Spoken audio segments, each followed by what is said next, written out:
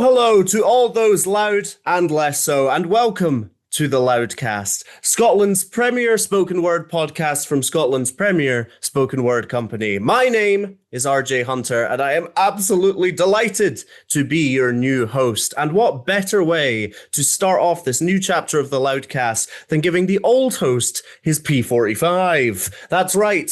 Today's guest is the one and only creative director and host of I Am Loud Productions, Kevin Mclean. But before we bring him on to talk about his origins, his practice, the company in general, and of course, the Loud Poet Slam series, let's take a look at Kevin's more recent work. Here is Too Many Icarus Poems at the Loud Poet's 11th birthday at the Scottish Storytelling Centre. Infinite monkeys,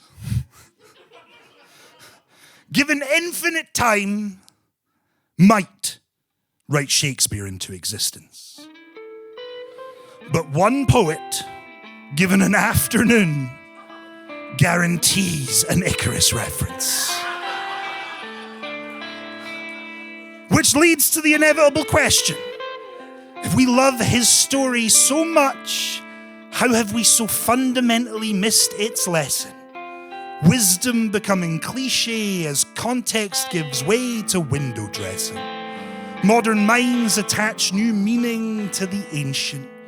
Icarus is passion, Icarus is daring, Icarus is laughing despite the fate that he's facing.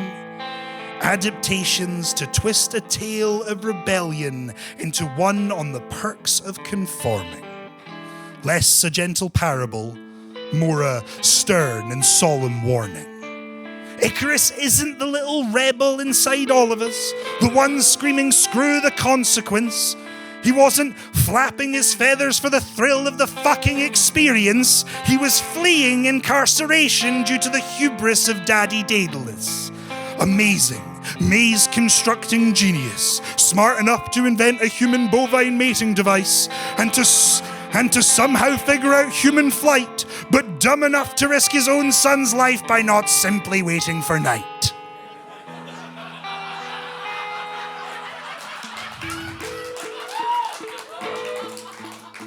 How has the moral of that story become Dad is always right? That to disobey is to throw away the potential he has gifted you. That you must not deviate from his plan regardless of what he's put you through. Don't fly too low, or water's weight will pull you down. Don't fly too high, or you'll end a waxy smear upon the ground.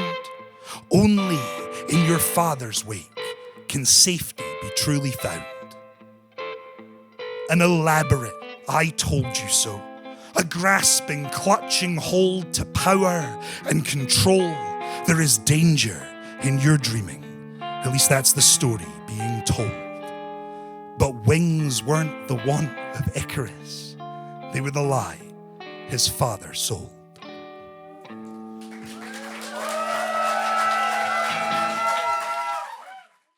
That was Too Many Icarus Poems by Kevin Mclean. And now, without further ado, Kevin, welcome to your life. What is happening here? This is my podcast. What is happening here? The switcheroo has been commenced. I've been replaced by a younger, hotter model. I'm outraged. Of course. This is the substance, and I am the Margaret Qualley to your Demi Moore. No, that's the first time anyone has compared me to Demi Moore. I'll take it. And I'm sure it won't be the last. Kevin, thank you so much for giving me this opportunity, and thank you for being here in your own company's project. No, it's always been my long goal is to slowly make myself irrelevant and replaceable. That's the way forward. Absolutely, and I really take this opportunity seriously, and I'm so grateful for the trust that you have bestowed in me, and I promise to lead it respectfully and with integrity. So your first question is, fuck, marry, kill. All of the slam winners. That's a brilliant question. No. Your first question Aditya is, for all three. Yeah. of course. Yeah, I like mean, a Black Widow literally, spider when I'm done with it. any other answer would be irrelevant at this point. Any question to do with spoken words, no matter how lewd, the answer is Aditya Narayan. I mean, ever increasingly, right? The man's made a part-time job out of 2 slams. I think someone said that he's went up a tax bracket just from winning slams. Crazy. And honestly, that's the dream. Well done him. If you're and not we will on the talk Aditya more Narayan about train, Aditya Narayan. Jump on board. We'll talk more about Aditya and the slam later on. But first, we all know the origins of Loud Poets and how you guys got started. But what I kind of want to know is you have been doing this for almost 12 years now. And I am wondering, where along that line did you kind of go, oh, this is a thing, this is happening, and this is something that can be sustained for a long period of time? Oh, I mean, those are 2 very different questions. When did I decide that this is the thing I was going to do, and when did it become a sustainable idea? Are separated by quite a chunk of time. Sure, we can make them different questions. Genuinely, I like people that know me like know I've done a million things. Like I'm that annoying person who like anytime like someone's like mentions anything, I'm like, oh, I did that job for a week and a half. Oh yeah, I've been there. And so I did a lot of things. Like I've always been a creative person. I started doing like youth theater when I was like 10 or whatever. And I've kind of always been, obsessed with the limelight ever since. But I've always enjoyed creativity. I've always wanted to kind of entertain, to kind of be, to express myself through art, I think is something that's always appealed. And when I found spoken word, like 2013, when I kind of moved to Edinburgh after a stint of not doing much creatively and wanting to get back to that, and I kind of tried a few different things. And then I went to a spoken word night and was like, write, produce, direct, and star. And kind of got swept up. And like you said, the origins of Loud Poets. But I was slightly, because a lot of the people involved in Loud Poets when we started were students. And I was like a couple years older. And so I think even quite early on, I was aware of how much time I was putting into a thing and how much I wanted my life to be in the arts. I wanted to be a creative person. I wanted that to be my job, mostly because I've had, if you meet someone who's had a lot of jobs, it's because they've never lasted in a single job. Like, you know what I mean? And so I'd never had a job more than a year and a half. And so I always knew I could do this. And so I quite early on was like, I think this is a thing. After the first couple of years when we got a lot of traction and I could see the building blocks of it and the scene in general was kind of in an upswing. So I made a very foolish decision. In the winter of 2016, I was like, we need funding. We need to be an SCIO. I'm going to write a funding app and get as SCIO status. And to do such a thing, I have to have all of my time devoted to this. And I quit my job and went full time. And then we didn't get funding until 2021. It's always the way, though, isn't it? And we never became an SCIO. So neither of those things happened. I spent a long time. It was kind of, we were a bigger collective. And so the thing supported me to support the thing. And then, as it kind of grew, then my job became, okay, how do I get other people on board? How do I generate the income to make it other people's full-time thing? So that kind of became, so I think I jumped 2016 and then I think it became a more viable idea around 2017, 2018. And that's when we started kind of formalizing things like setting up as a proper business, and the lineup that you now see that is Loud Poets kind of came into fruition, and the directors were all kind of in place and stuff. So, yeah. Sure. Yeah. I mean, it's funny that you say that in terms of not receiving the funding until 2021, where obviously the art landscape was completely changed. So when you received that funding, were you kind of reframing how you were going to go forward with the company, or were you kind of planning ahead for when things would return to normal, as it were? I mean, I don't know if this is something I've talked about publicly. Like people close to us know this, and anyone who was at our February 2019, our birthday show in 2019 knows this. I gave a speech on stage at the February 2019 birthday show in tears, ending Loud Poets. Because we had tried to get funding multiple times, and we had moved our season from pubs to the storytelling center in an attempt to kind of show them we were paying industry standard rates for acts, losing thousands of pounds a show that we didn't have, to try and prove what it could be. And on that last app, they said no. And so the winter of 2018, they said no. And so February 2019 was going to be our last show, the birthday show. We were going to kind of wrap it there. And so I was like, this is it. Like, thank you for all the support, da, da, da. And then we didn't post anything right away. And then like the news was like, oh, events are being cancelled across the UK this week. And we were like, okay, let's kind of hold off. And then stuff started spiraling, and like everyone's cancelled everything. And we just kind of then didn't say anything. And so we refocused quite heavily to be like, okay, can we do some digital stuff, like to try and keep things going? And we were really keen not to do something that was like, and this is a pandemic thing, like to make something that would still look good and be useful post-pandemic. And that's why we did Return to Form, which was kind of like a pairing poets up to do tackle a specific form.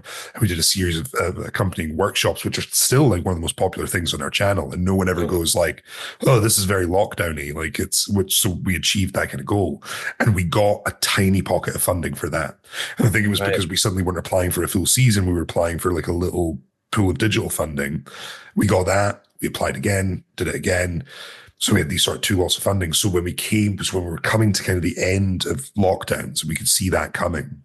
We were like, okay, let's try one more time and apply for the season funding. And got it. And I don't know if it was a different landscape, different people applying, maybe not people not being as prepared coming out of lockdown as we had the chance to be, whether it was having secured a couple rounds of funding and being more reliable on it, who knows? But that changed it. We came back better, more organized, more kind of coherent than ever. But it's a horrible thing because obviously pandemic is an absolutely brutal thing. Like people lost their lives. Like it was horrible for so many. And like, I'm not trying to like undercut that.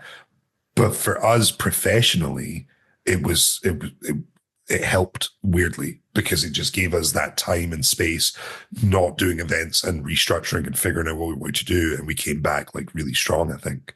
So yeah, it was super weird. Yeah, I think it's so interesting because I've talked to so many like freelance artists that during the pandemic, it was obviously a miserable time for them because they were losing so much work, but also on a personal note that they were able to kind of flesh out their practice. They were given the time, and if they were furloughed, then that gave them the finances to be able to do that.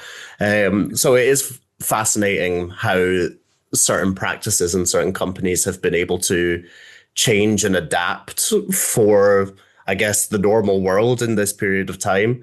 And I think it was a big thing coming out of it as well. Sorry, just before a big thing that coming out of it was the collapse of a lot of the grassroots of the scene. And so we very much changed our approach to be like, okay, no, actually we need to kind of not just be leading our own thing.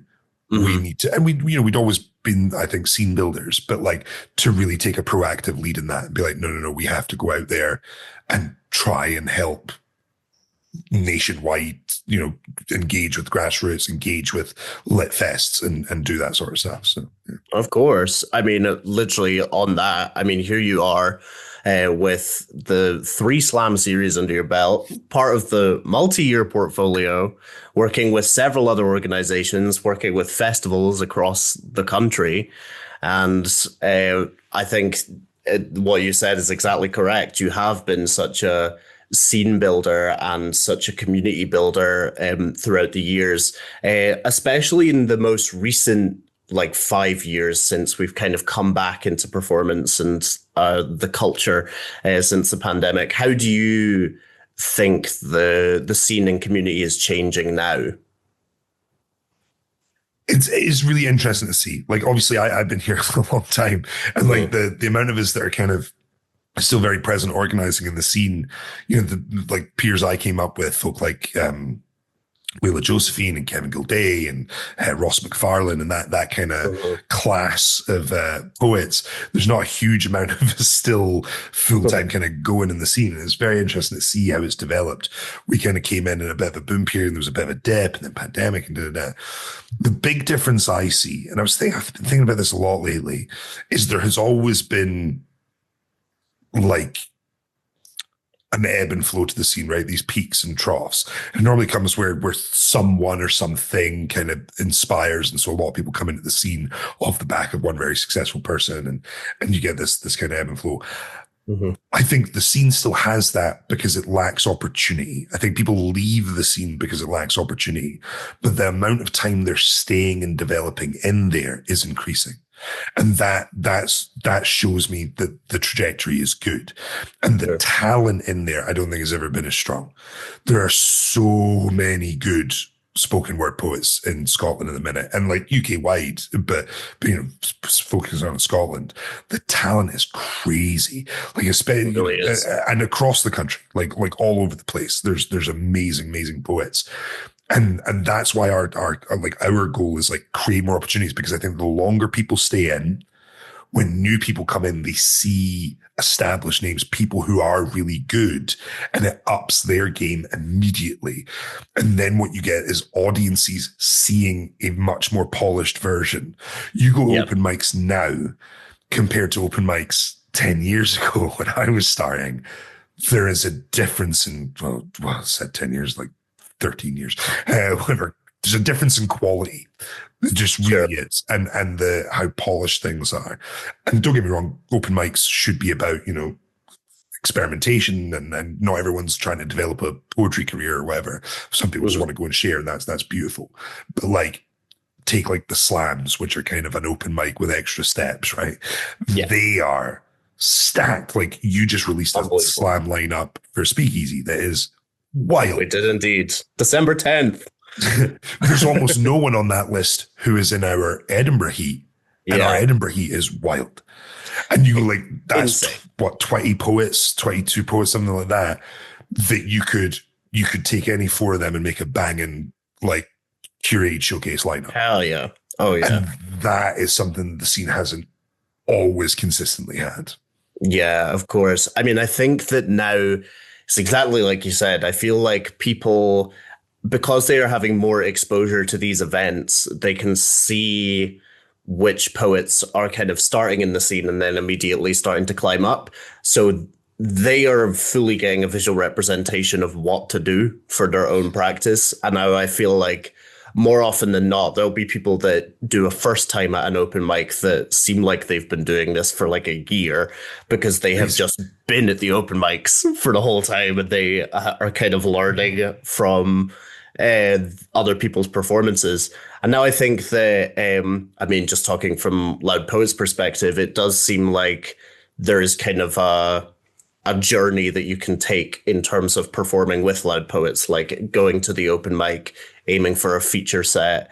That is a lot of people that I know's like first instance of paid poetry work, and then aiming for one of the slots at the Storytelling Center shows, and then being a part of the slam. It does feel like it almost feels like a spoken word apprenticeship, going through these things and aiming for the next. I'm wondering if that was always kind of your intention, to create something that launches these careers and facilitates them.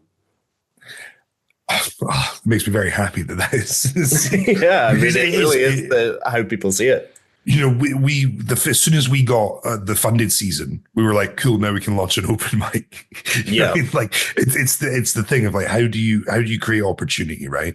And so when we got the funded season, it was like, boom, open mic. Okay, now we can spread that funded season out. We can go other places and engage with those scenes. So we're not just Edinburgh based. And then like multi-year has been a step up for that. Where like now the open mic is funded, It means we can have an accessible venue. It means we can pay a feature a good rate for doing an open mic spot.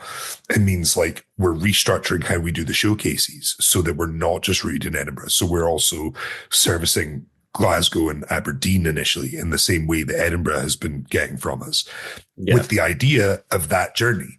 Why? Because it sets milestones for people. And I think a big thing that happened previously in the scene is you would come into the scene, maybe you're someone who's like got a bit of performance chops, whatever, you make a big splash, you hit the 3-4 open mics, or in Glasgow's case, 13 open mics that exist. You do those, you get those feature spots, bam, bam, bam, you win a couple slams, maybe, do national, whatever it is. And then what?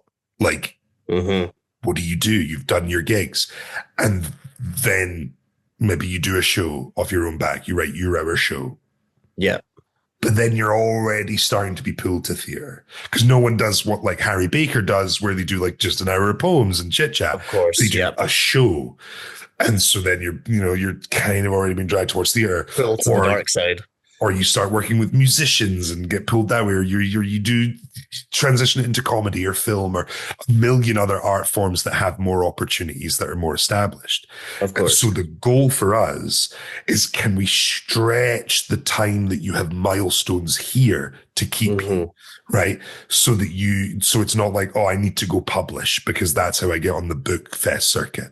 We can get you a book fest. Come do the slam. Come do even with the slam, it's like going, if you win the regional slam, you get paid. And then you come and you do the grand slam and you get paid. Maybe you win, even better. And then you're the sacrificial at the next one. Oh, and I'll probably book you for a showcase. And all of a sudden, you've got 4 or 5 paid opportunities out of this one thing spread over a year. And that keeps you there. It keeps your talent in the scene. You are an example of other people. You continue to develop. The scene means more to you. You're not as ready to jump off and do something else. So from someone coming to our open mic for the first time to win Grand Slam final, sail off into the sunset, that, we want that to be a couple years. We want those goals to exist because it keeps people hungry, keeps people writing, keeps people developing, which is super important for just, if there's no road ahead of you, you stop walking. Like it's. Yeah, absolutely. I mean, one of the first examples that came to my head when you were talking about that was specifically Arlo Bain, who was in the top 3 of the final this year. Absolutely incredible. I remember I had seen their first time reading at the open mic. I think it was in 2024, like early 2024, maybe late 2023. And it was exactly that, from seeing the other people that they'd seen perform and him being able to kind of establish what his performance style is before he brought it to the stage. And already it was immediately like, oh, okay, great. This is who you are. We can get this full picture. And then immediately, like, I think a few months later, being part of one of the showcases and then winning the Glasgow Heat this year. We'll go into the Slam series and talk about the lineups more in detail in a minute. But I feel like it's so apparent what we'll call it the Loud Poets pipeline. Why not? What that does for poets and how that enables them to kind of create this brand and create this career. I mean, for myself, obviously, winning the Slam series, the inaugural one, was like fantastic for me in terms of being able to finance my career for the first a little bit and create my show. But I also think that there's so many other people, and we were talking at the Spoken Words Career Pathways event at Summerhall this month, in collaboration with Summerhall Arts, that we all need to kind of have loads of different hats at the same time. And I do think you're correct that those hats sometimes get bigger than the poetry one that we want to be wearing. So I think that it's really interesting having this kind of space where the spoken word is the biggest hat, but the other hats still exist, and it's not just the other hats dragging you away to another industry. And that's my biggest one, is for people to just be able to wear the poet hat and be a poet. Yep. There's a long way to go to be, we have in the UK a handful of people who are spoken word poets who that is their full-time thing, is just gigging, right? It's just not a lot. I think there's more that needs to be done to establish that and get there. But like, that's very much my hope. And, someone has to do that work, right? And so that's the thing where we come in, where like, I was never going to get those opportunities because they didn't exist. And so, I had a grumble at that Summer Hall thing of like, people forget I'm a poet and think just think of me as a producer. But like, if I wasn't doing that, if we weren't doing that, not solely, like a lot of people are doing a lot of good work, but like without that, those opportunities then never come and no one gets to wear the poet hat. You know what I mean? Yeah. So like and I love promoting and booking as well. Like it is a lot of fun. It's like, I'm a big D&D and sort of RPG fan, and it's like curating lineups is like, and I'll take this one and this one and they can do. It's a lot of fun. Well, that's an interesting thing as well. When you're curating a lineup, say for your showcase, what do you kind of look at kind of archetypes that you need to fill, or kind of dynamics between the poets? What goes into planning a lineup for an event? So I don't have definite slots. Couple big things that we always do, and we've been doing it a long time, is we across a season of the curated shows, it'll never be more than 50% male, and it'll never be. We will have at least 25% BIPOC, like writers of color, and like that's, people go crazy about you're ticking boxes, blah, blah, blah. I'm like, it's so easy to find. The poetry scene is a fucking calamity of talent. Like, it's a beautiful scene. I remember trying to explain to someone once the idea that like, to have to include Black writers does not mean you're including not good writers. It just means you're definitely including the awesome Black writers. Yeah. Like it's not, people are idiots. So those are the only kind of like hard stipulations we have. Mm-hmm. We weirdly, because we were talking about this, we don't have like a metric for including like queer writers or performers. And then we're like, it's fine. We're good. Like across the board, it's pretty queer. It's like fishing in an aquarium. Yeah, just because it's like, you don't want to be able to be like, are you a lesbian? And like, you know what I mean? Like, it's a bit weird. So yeah, but we try and book as diversely from like characteristic standpoint as we can. But then when you get into like, okay, each individual show, I want a balance. I want someone who's maybe a bit more pagey to represent that side. I want a banging like, pure spoken word performer. If we've got someone who's very funny, I'll try and find someone who balances that out a little bit with maybe something a bit more introspective. But then you want a decent bridge. You don't want like 3 very quiet, sensitive poets and then some bombastic, kind of thing going on. And then it's about how you flow between them and where you put them on the bill. I'm not a huge fan of here you all just get 20 minutes and like that's sure. it. We've always played with format and structure, and I think you can do so much with that. And so again, it's try to place people. Sometimes it does lead to calamity, like we had been in the pandemic for a while, and those that know and love Paul Case and have done for a long time will know that Paul, when he first came to Edinburgh, was Captain of the Rant, and it was all, the vegetables are revolting and stuff like that. And then I hadn't seen him during the pandemic, obviously. And it was like one of our first shows back. And I was like, guys, one of the funniest poets I know, absolutely hilarious. Give it up for the chaotic man himself, Paul Case. And then he came out and did a 15-minute set. It was all about the misery of lockdown and his like mental health. And I was like, okay, yeah, no, poetry develops. People are not one thing. Yeah. But yeah, finding that balance is something I really enjoy. And then as well, I think a big thing for promoters, well, two things. One, stop booking the same people. I went 3 years of doing at least 10 curated shows a year. So what, 30 odd shows minimum, where I didn't book anyone twice.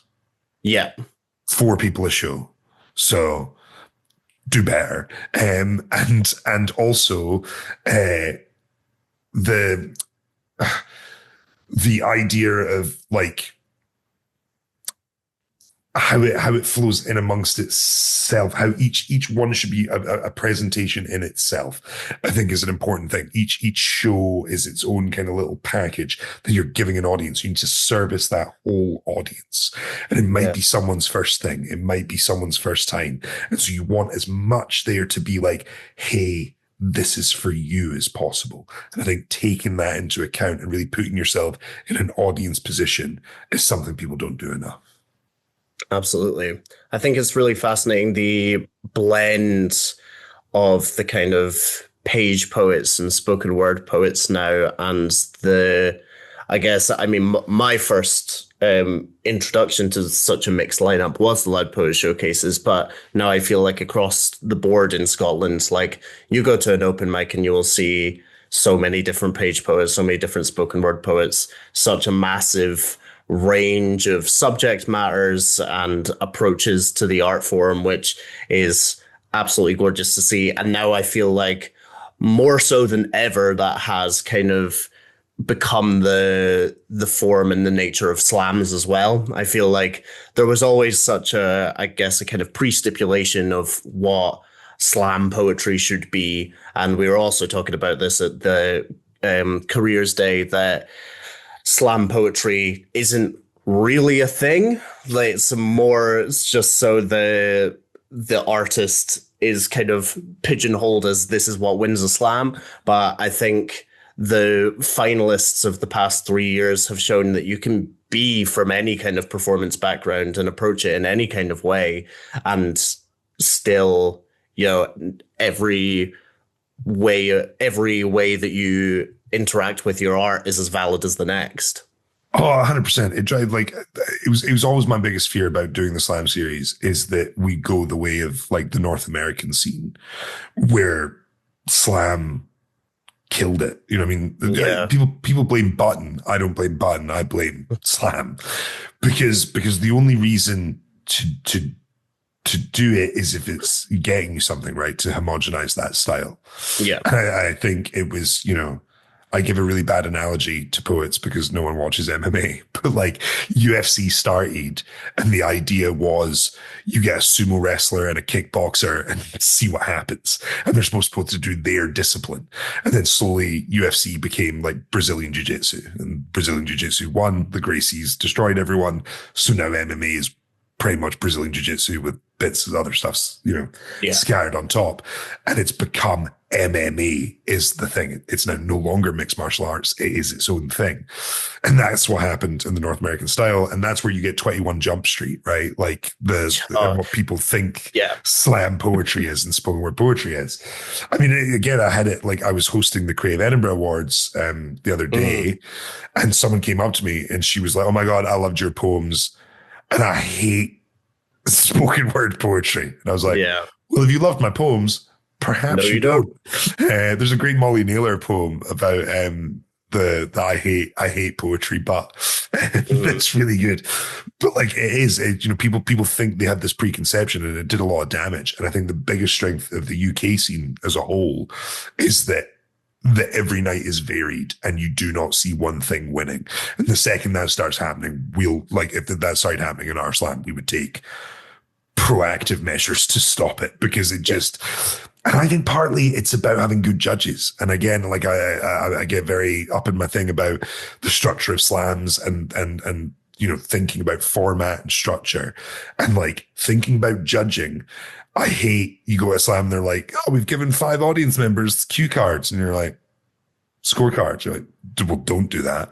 It massively favors one type of poetry. And now no one's going to get less than a 7 because they're holding up a bloody scorecard.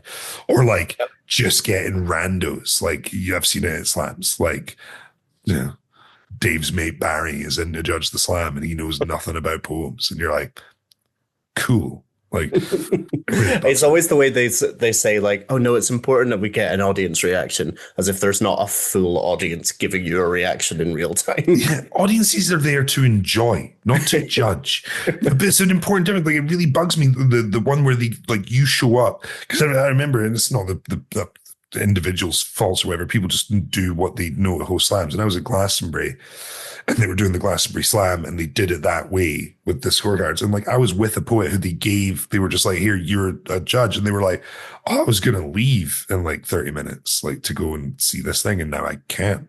And the process was awful for them. They sat there having to do a show, and like, they're not now just there enjoying poems. They're like having to critically think, or worse, they're not now critically thinking and just going, I don't know, fucking 6, whatever. Yeah. And then, what does it mean then? Nothing. Like, give people that role and get people who know they're going to do it before they show up to the bloody thing. Like, yeah. I think that is an important thing, because you always say at the start of a slam that a slam is competitive poetry, which is objectively silly. But it is something that's objectively silly that also needs to be treated with a seriousness and a care for all of the participants involved. And I think that every single event within every slam series, the judges have been very experienced and also very considerate. And I think it's great that, especially, we'll talk about it in a second, but the like last year you had the festival kind of reps as part of the judges panel. You had people from different organizations like Tinderbox judging, people that you've worked with in the past. And I think it brings that kind of level of experience and different areas of relatability to each slam that I think is so incredibly important. I think all of the participants can see that as well. But we are going to jump into talking about the Slam series, the beast that has become the Slam series. But first, we're going to have a little break and show a little poem. We've asked you, Kevin Mclean, to pick a piece that specifically did not win. It's the final or slam heat that it was in, one that really spoke to you and you enjoyed. So if you would like to set that up for us now. So it didn't win the final, but it did win its heat, which is, I'm just cheating. No, that's great. That's absolutely fine. But it was genuinely my favorite poem of the series, and I think part of that was as well, I had no idea what the Bradford scene looked like. I knew like 2 people that had signed up for that slam, like a little bit. So it was kind of the biggest slam that I was like, no idea what to expect. And then this guy, unassuming dude, kind of, slightly older, dad age, right? Tristan Lewis gets up and just melts my brain. And in particular, this poem, Don't Tell Dad, is just, it's beautiful. It's heartfelt. I love it. And I love Tristan. And that's the one I'm picking. Beautiful. We will discuss this poem and the rest of the Slam series very momentarily. But for now, this is Don't Tell Dad by Tristan Lewis. Don't tell Dad about my spelling test. Don't tell him I can't tell one letter from the next. And don't tell Dad how stupid I am. I'd hate for him to think I'm any thicker than I am, but she did tell Dad. And Dad did say, don't worry about that. It's just silly anyway. It's not your fault how these letters evolved with loops and dots and sticks and curls. But here's a little trick for the B and the D. Just draw a little picture of a B-E-D, a bed, you see. Beginning and end, that's where the sticks go. There's lots of other tricks, and I'll teach you those. Don't tell Dad I'm failing at maths. Don't tell him I can't calculate the y from the x, and don't tell Dad I didn't even do my best. I just closed my eyes and put my head on the desk. But she did tell Dad, and Dad did say, don't worry about that. It's just silly anyway. There's lots of great things in this world you can do without a quadratic and a cosine rule. But let's draw a diagram, and then you'll see. It's never as clever as they make it out to be.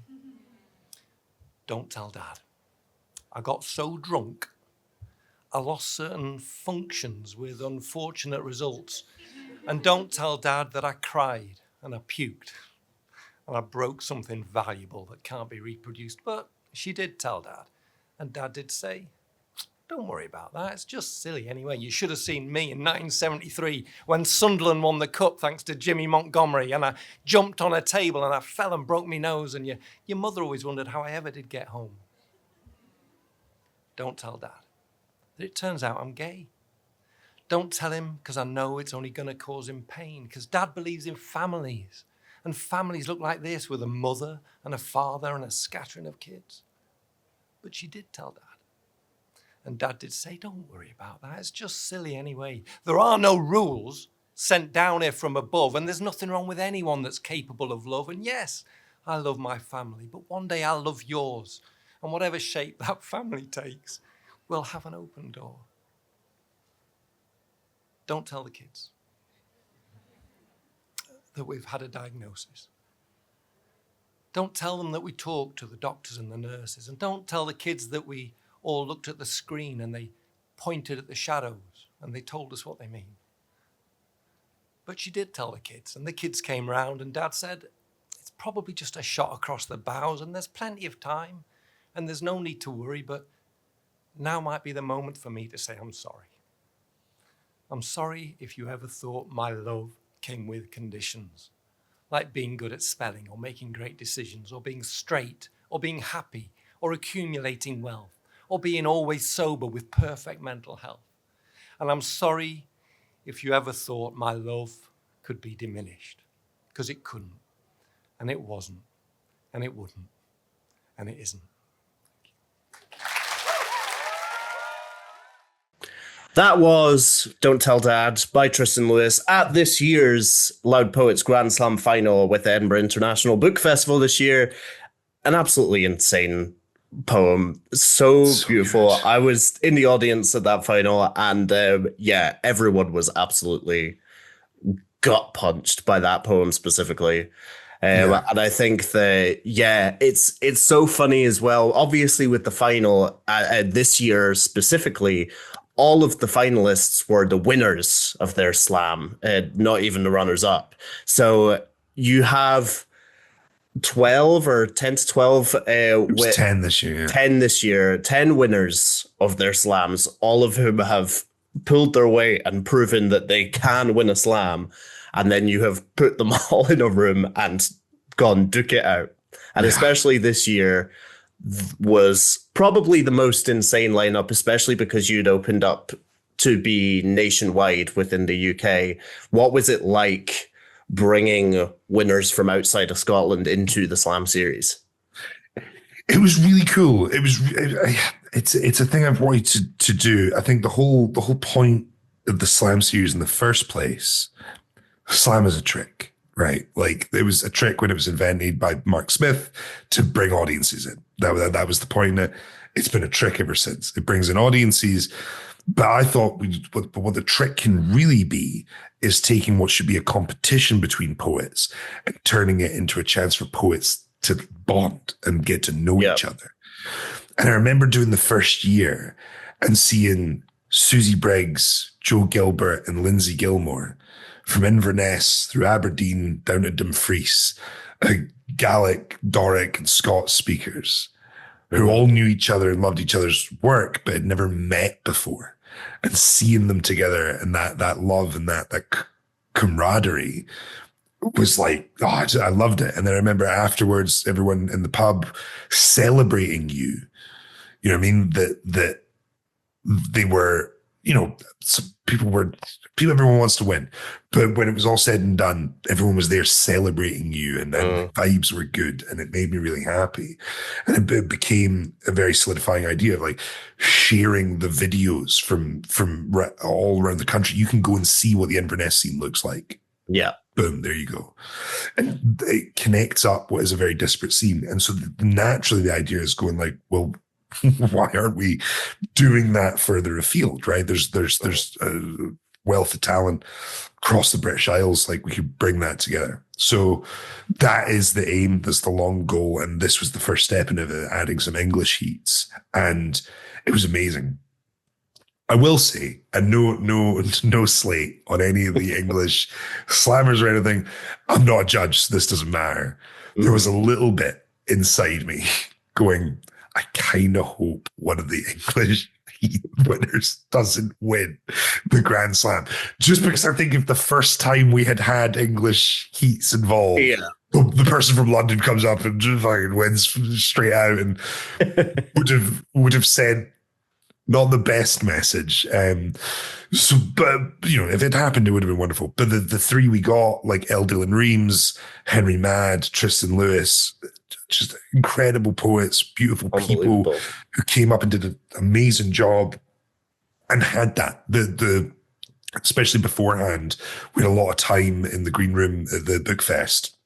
And seeing people chit chat and get to know each other was amazing. And I point to years like Spencer Mason and Emma Claire Brightland are now like best pals and creative collaborators, and they were first and second in their Paisley, heat that Emma then went on to win the Grand Slam that year and stuff. And it's just like seeing those bonds forged and taken onwards. I mean, that's a huge. Absolutely. Well, I mean, I really do feel like a lot of my closest friends I have met through that Slam series. I mean, our Edinburgh heat was absolutely terrifying because not only were we on stage the whole time at the Storytelling Centre for it, but the lineup was absolutely insane. That was the first time I met Spencer Mason. I met Sarah Grant in person for the first time there after being a fan of her work for so long. And now I'm in a very privileged position to be able to call them close friends of mine. And I do think that it is, I think I've said this to you before, that it's very easy for me to say how fun it is when I won it.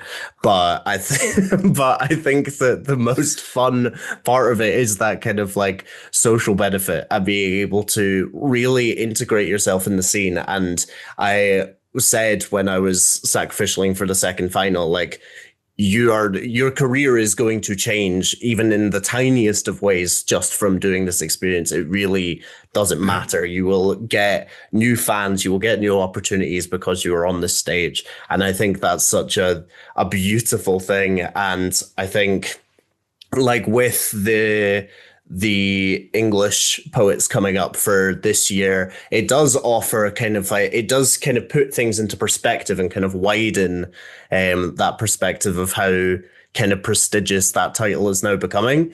And I think obviously Henry Madd was one of the runners up this year at the final. Absolutely fantastic. He was insane at the final. He was. Oof. I think that Henry Madd is definitely an embodiment of that kind of performance poetry that we were talking about. That is like, because I was talking to him afterwards, and it definitely was like, okay, this is kind of like a persona that you have on stage, but it's kind of the same thing that I do, of taking parts of you that are absolutely there and emphasizing them and kind of like inflating them for the stage. You turned up to 11, you know what I mean? Exactly. Is the idea. Like, and I think that's when you really hit home with stuff. I love character stuff, great. I think when you can be you, but a heightened version of you and really hit something. And like Henry really is so performative in that like, you spoken word is kind of, all those terms, we're all just doing poems, whatever. Even poems, I think, is an ill-defined, concept. Yeah, of course. But in terms of that spectrum of what performative, performance like is, Henry is so physical and so his tone and intonation, all those that toolbox that you have outside of the page, he utilizes to its maximum. Absolutely. I think that he kind of actually reminds me of a Scottish champ, Biff Smith, in the way of like just kind Biff. of, because Biff is obviously like taking things that are him, but emphasizing them. Like when you speak to Biff outside of a performance context, he's an incredibly soft-spoken and very lovely man, but you can identify that like your performance style. There's something theatrical about him. There's a bit of the old vaudeville vibe about exactly this, right? And then he gets on stage as well. Yeah, yeah, Henry. Yeah, Henry feels like he's inspired, brought up by the punk poets. You know what I mean? Like there's that kind of vibe about Henry. But that's again, what a beautiful thing to be in. Where between Tristan and Henry, you know what I mean? There's so much distance. Like even just those two, and then you know everyone else in it. It's I remember Catherine McFarlane, who's a former Scottish Slam champion, saying to me that she's a single mum when she was getting into the poetry scene. And so childcare, you know, big issue, right? Like she couldn't go to all the gigs. So she chose to go to slams because for her, like what we're talking about, where the open mic is a mixture, right? Of people trying new stuff, but maybe people just kind of who like reading, who maybe just like that specific open mic or whatever reason you're there. Whereas slams are that little step up where it is usually people who are taking it a bit more seriously, who are a bit more focused on what they're doing. And I think when you then get to like that Grand Slam final, it's like, yeah, it's people who are doing their shit. You know what I mean? Like everyone on that bill was someone that you're going to see popping up on your local gigs or promoting at your local places. And it felt like it's a great chance to network. The only thing I can compare it to is what Helen Johnson does with Glastonbury. Yeah. Bringing people from all over together. And I want to continue that. I think the more opportunities the scene has to connect those people up, the better for it. Mm-hmm. And with this year, you did get your silent wish of an English person not winning. That sounds so bad. No, it's so bad. I think it's every Scottish person, especially in the art scene's right, to just ever so slightly hope for English people to not get the same success as we do. And that's okay. You already have so much. They can have the roundhouse. This is ours. Yeah, right. Well, they can have the roundhouse up to the age of 25, and then they best find something else to do. But this is, I would say that this is the year of Aditya Narayan.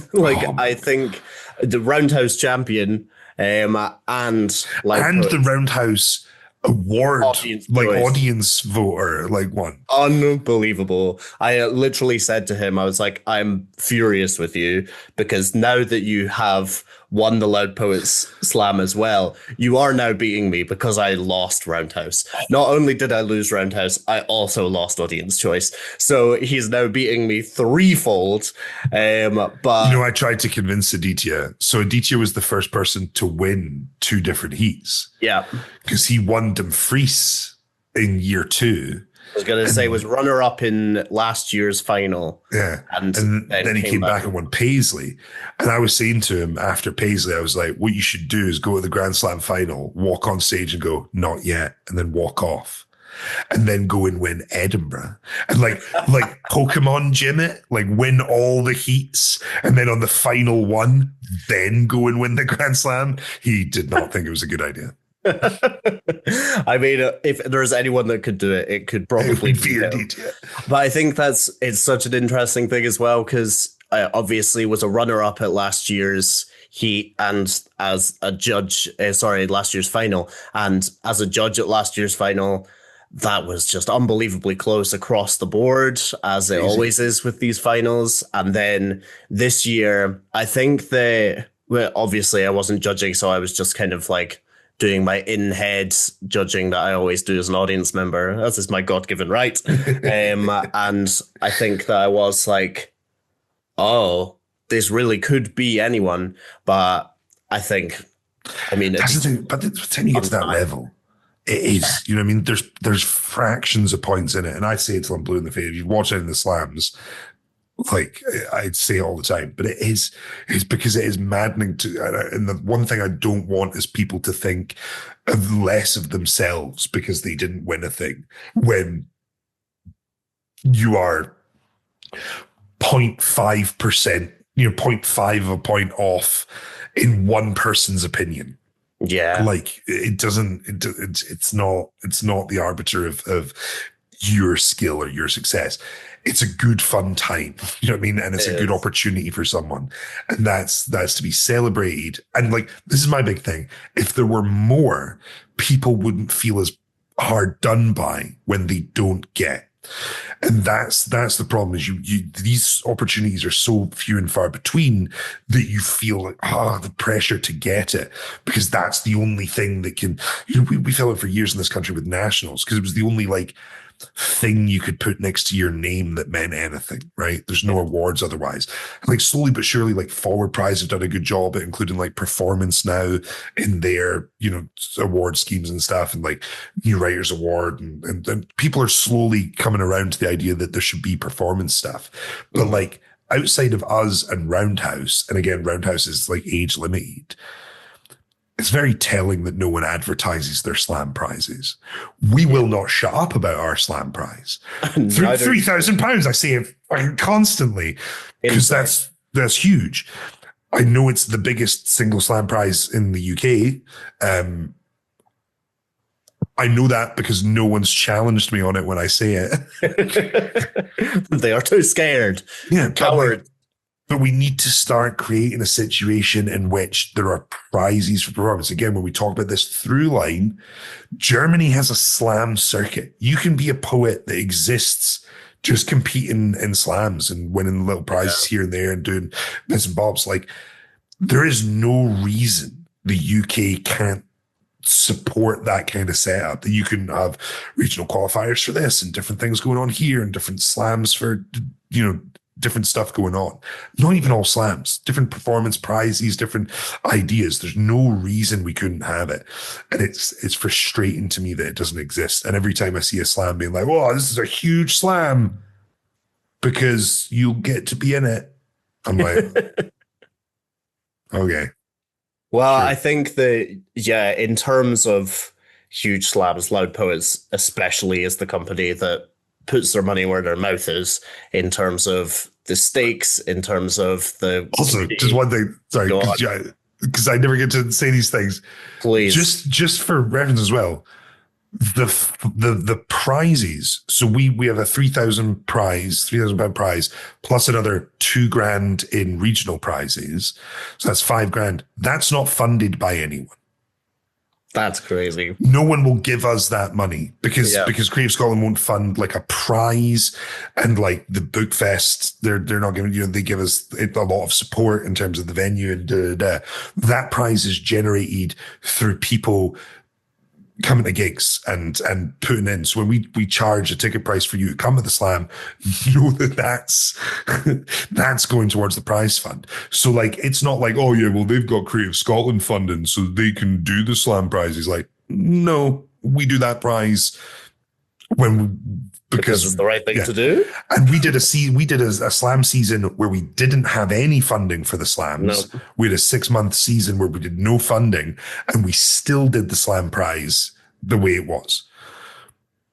Is it easy? No, but like, we are not going to create the opportunities at the level we want them unless you actually do them. Like, someone has to step up and do the thing for it to exist. And thank you, Kevin, for making a very good point about slams and how they should be done without me having to say anything. Moving on. Anyway, so there's a bunch of people who know you watching this cackling now, and everyone else going, "Oh, I wonder what Rosie thinks about slams." There is a beast in my ribcage battering it, and I am being as professional as I possibly can. But we are about to start this year's Slam series. As of recording this, the first heat is this weekend at Push the Boat Out Festival. This will be out after that, so you will be seeing a little update from me at the start of the next episode. We'll be talking about the results of that slam. I literally posted on Instagram when this lineup came out, and I said, holy shit, y'all are crazy, because this is like one of the most uncallable lineups I've ever seen. Like, it's pretty wild. It's really wild. And this year we're doing something slightly different as well with the way we draw the lineups, that we are having a pool specifically. So before it was just you sign up and like we did a random draw, whereas now it is like we are prioritizing by postcode to try and just make sure people are going. So you can see it in that. It's a very Edinburgh heavy slam, which is the way it should be. But it means that like it's It's all the top names in Edinburgh. It is genuinely, Yeah. it was so unbelievably crazy. I mean, just to name a few, I mean, you've got Beth Rose, Heather Rose, Josh Cake, Emily Briggs, Dean Sang, Hjarta. I'm missing so many, but that is literally just because everyone. I think it's the first time I've seen a lineup and every single name. I was like, I know that person, and I could like name part of their work. Yeah. So it's absolutely insane. And I am so devastated that Speakeasy is clashing with it. I'm going to plant a mole and I'm going to be like the pundit. I'm not even going to do Speakeasy. I'm not even going to do the open mic. We're just going to comment on the slam as it happens, as I have live text coming through. Yeah.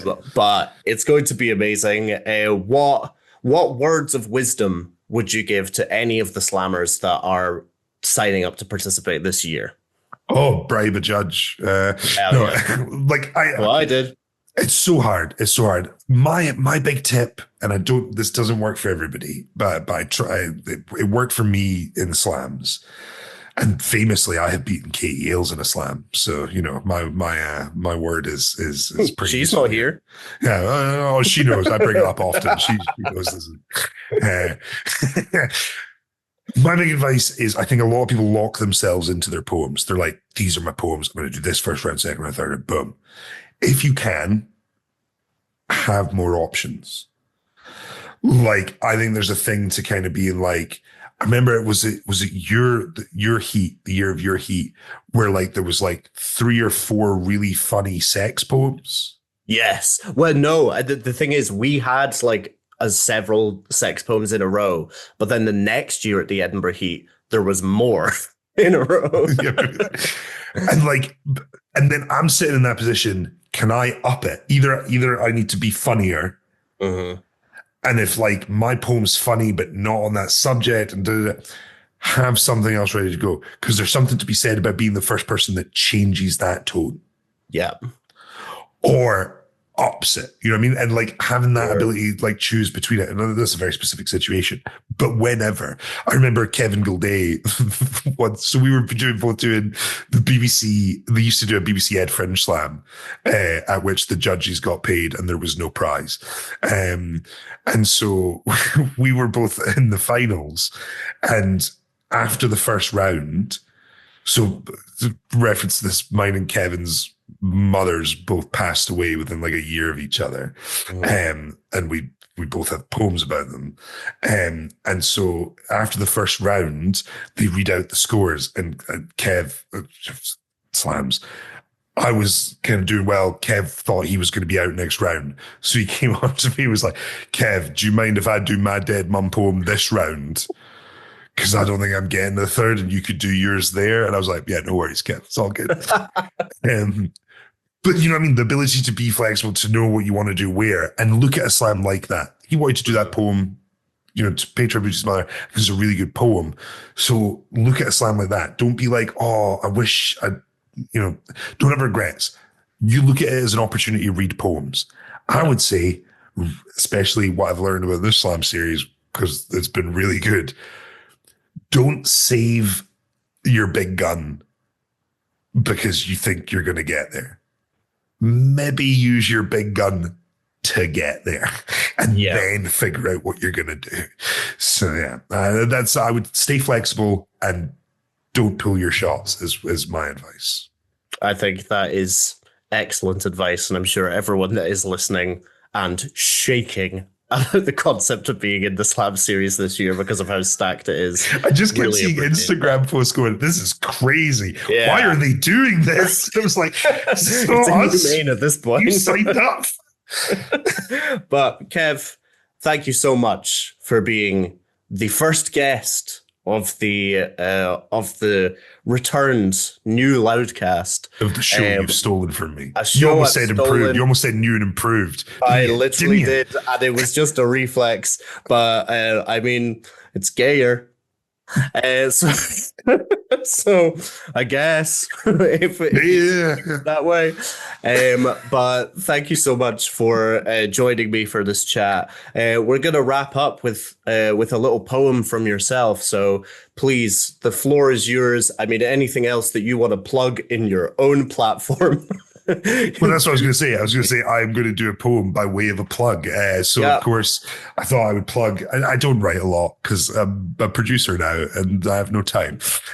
So I thought I would write something and I'd plug our writing group. So we have a monthly writing group led by Katie. If you want details on it, I mean, if you're here at the end of this, you're probably a member, or you should know how to figure it out. Email us. Come and speak to me directly at the event you no doubt attend that I will be at. But we do have a monthly writing workshop, and then there's feedback sessions, beautiful community. We have a Discord where everyone feeds back, lots of opportunity posting, all that good stuff. And I did one of the workshops and it was on voice. And so this is a poem. It's like a first draft of a thing. Don't judge me. It's not a piece. All right. So yeah, this is, my voice is breaking glass, the absence of the pain, the hole that is left behind the missing middle of the frame. My voice sings songs of those around me and tries to strike a major key, but there is too much minor in my crescendos, so much sorrow shrouded in the glee. My voice is ever changing, curls itself to listeners' ears. It is the fist thud on the table or the whispers only lovers hear. It is a weapon when it's needed, but more often it's a shield. It is stronger than any pen I could ever hope to wield. My voice is not my family's. It has stretched its wings and flown. It thought abandoning the nest was the only way to grow. In all the endless years of flying, through all the storms and smoke-filled skies, it never ceased in trying to break from form, to sever ties. But a voice must come from somewhere. You cannot build one on your own, and if you are to truly use one, you must hear the ones that spoke before. I do not want a voice that's broken, melting wax, shattered glass. I do not want to be well-spoken, clever gimmick, empty laugh. I want a voice that is worth hearing, spirit lifting, lesson teaching, wisdom drawn upon. No words etched in stone, just a song that travels on. Thank you so much for watching this episode of the Loudcast with incredible special guest, Kevin Mclean. We will see you in the next episode. My name is RJ Hunter. Have a good one.